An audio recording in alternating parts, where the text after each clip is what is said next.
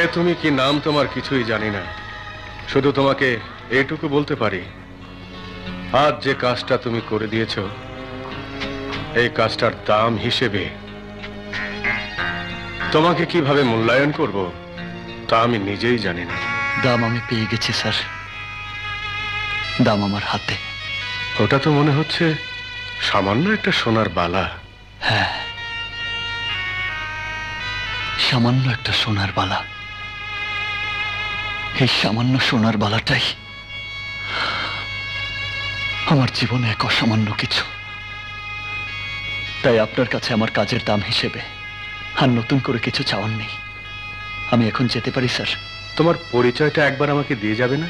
নাম মুন্না, মা বাবা ভাই বোনের স্নেহ ভালোবাসা থেকে বঞ্চিত এক হতভাগ্য সন্তান।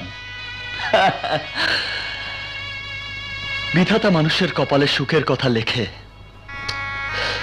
আমার কপালে সুখের পরিবর্তে দুঃখের কথাই লিখে দিয়েছে। এক কথায় দুঃখ, কষ্ট, যন্ত্রণার আগুনে পোড়া আমি এক টুকরো জ্বলন্ত কয়লা।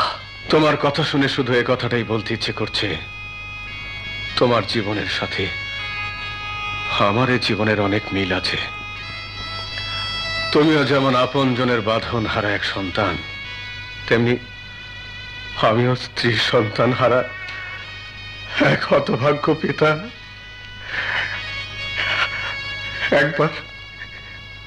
একবার আমার এই বুকের ভেতর তুমি আসবে বন্যা।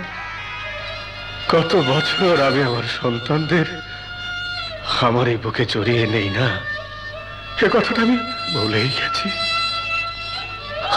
আজ অন্তত তোমাকে বুকে জড়িয়ে নিয়ে অনুভব করতে চাই আমিও সন্তানের বাবা ছিলাম।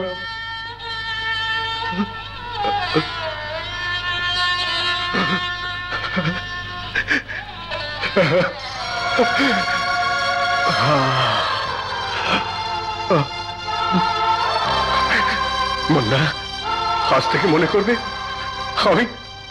আমি তোমার বাবার মতো। তোমার যখন ইচ্ছে করবে আমার কাছে আসবে, তোমার যা প্রয়োজন আমাকে বলবে।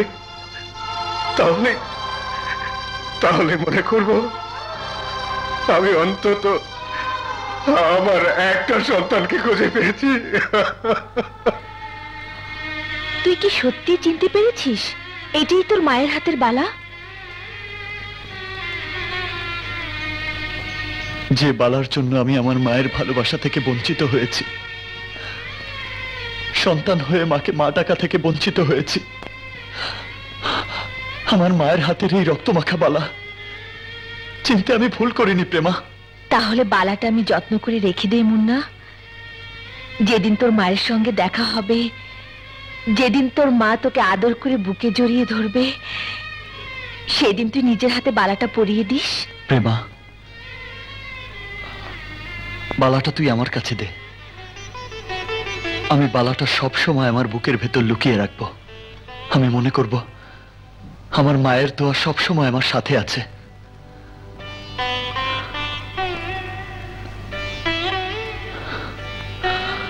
মা মনে হয় তোর সৎমা ভাইয়া, আর তাই জিনিসের লোভে তোকে বেশি বেশি আদর করবে। সন্তান হলো মায়ের বুকের ধন, তাই মায়ের সমস্ত আদর শুধু সন্তানের জন্য। এবার দেখা দেখি এমন কি জিনিস এনেছিস। এই দেখ, আমি তোমার ওই বালাটা চুরি করে আনতে গিয়েছিলাম, কিন্তু পারিনি। ওর আমার পিছু নিয়েছে, আমাকে বাঁচাও মা।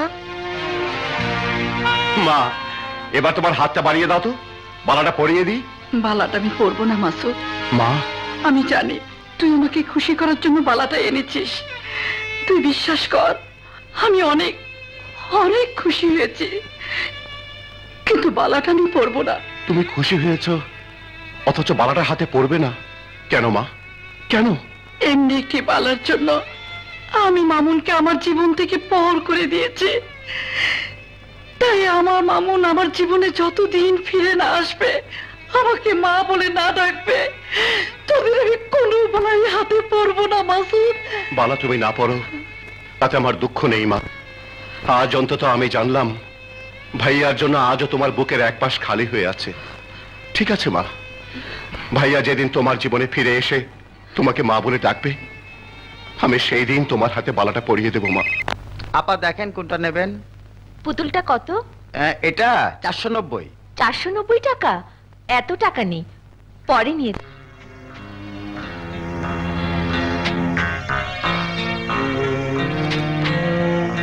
মা! কি হয়েছে দোলা? মা, একটা গুন্ডা আমার পিছু নিয়েছে।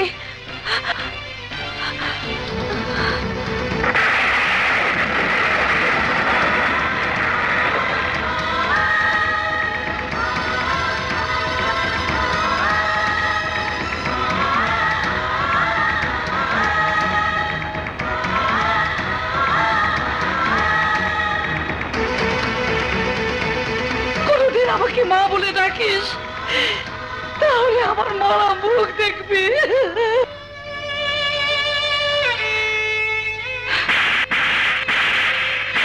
বল, আমার মেয়েটার পিছু নিয়েছিস কেন? কি হলো? কথা বলছিস না কেন? আন্টি, আপনার নরম হাতের থাপ্পড়ের কিচ্ছু হবে না। রাস্তাঘাটে একটা মেয়েকে একা পেলেই পিছু নিতে ইচ্ছে করে। মনে করিস মেয়েটার কেউ নেই? সাগর, ওকে বেশি করে মারো, যাতে করে আর কোনো মেয়ের পিছু নিতে সাহস না পায়। শোন, তুই যার পিছু নিয়েছিস ওর নাম দোলা, আমার ভালোবাসা।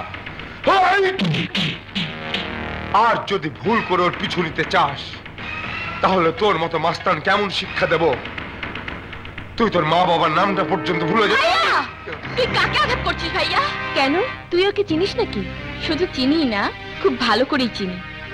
এই ভাইয়া সেদিন গুন্ডাদের হাত থেকে আমার ইজ্জত বাঁচিয়েছিল। তুমি দোলার পিছু নিয়েছিলে কেন?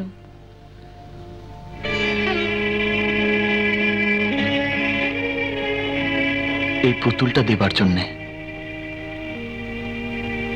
মেয়েটি টাকার জন্য পুতুলটা কিনতে পারেনি। আমার মনে হলো পুতুলটা ওর খুব পছন্দ হয়েছে, তাই আমি পুতুলটা ওকে কিনে দিয়ে এক বোনহারা ভাই হয়ে এই বোনের ভাই হতে চেয়েছিলাম। আমার ভুলের জন্য তুমি আমাকে মাফ করে দাও ভাইয়া। তুমি আমাকে ভাইয়া বলে ডেকেছো, আমার আর কোনো দুঃখ নেই। না, শুধু বোনকে ক্ষমা করে গেলে বাবা, মাকে ক্ষমা করে যাবে না?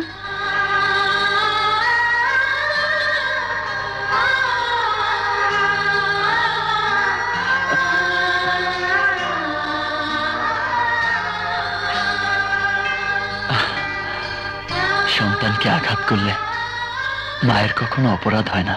তোমার মাকে নিশ্চয়ই তুমি খুব ভালোবাসো বাবা, নইলে মা সম্পর্কে এত বড় ধারণা তোমার হতে পারে না।